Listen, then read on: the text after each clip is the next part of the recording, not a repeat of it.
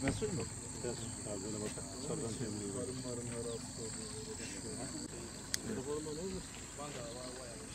Is going to use that. Where?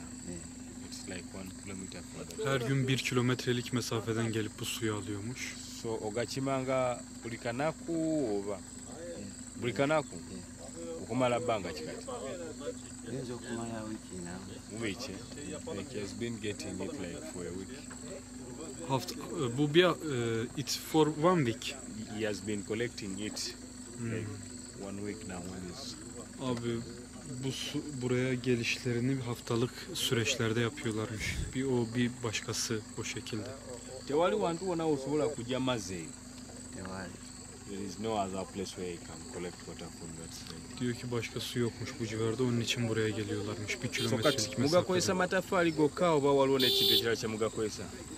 Tugakozesa abakopozi engoye nokuganaaba. Like they use it for washing clothes and also bathing. Diyor ki elbiselerini yıkamak için ve diğer işler için de kullanıyorlarmış bu suyu. Sebebiyet verdiğini daha iyi anlıyoruz.